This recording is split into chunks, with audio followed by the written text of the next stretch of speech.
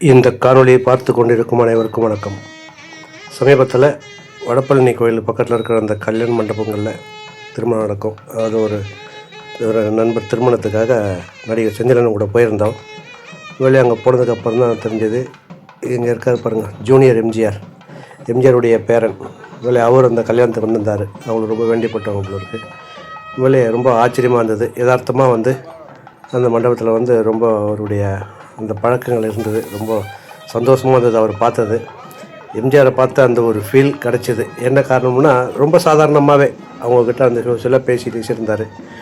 அப்போ தான் சமீபத்தில் நானும் போயிட்டு என்னுடைய மகனுடைய திருமணத்துக்கு நீங்கள் வந்தால் எனக்கு ஒரு சந்தோஷமாக இருக்குன்னு சொன்னேன். எதையுமே சொல்லாமல் அடுத்த செகண்ட் கண்டிப்பாக வரேன், எங்கே ஏதுன்றது மட்டும் எனக்கு தகவல் கொடுத்துருங்க போதும் அப்படின்னு சொன்னார். உங்களை ரொம்ப சந்தோஷமாக இருந்தது. இவ்வளோ பெரிய மனிதர் வீட்டிலேருந்து இவங்களாம் அதாவது நம்ம அது இல்லாமல் நான் என்ன பண்ணேன்னாக்கா, எம்ஜிஆர் அவர் வீட்டிலே போய்ட்டு இன்விடேஷன் வச்சுட்டு வந்தேன். ரொம்ப சந்தோஷமாக இருந்தது. அதனால் இப்படி ஒரு ஆட்கள் இன்னமும் வாழ்ந்துட்டுருக்குறாங்க. இந்த ஜூனியர் எம்ஜிஆர்லாம் பார்க்கும்பொழுது எனக்கு ரொம்ப சந்தோஷம். ஆமாம், அப்புறம் செஞ்சிடணும்னு பார்த்தாரு, அவரே விஷ் பண்ணார். ரொம்ப மகிழ்ச்சி. வாழ்ந்தவர் கோடி, மறைந்தவர் கோடி, மக்களின் மனதில் நிற்பவர் யார்?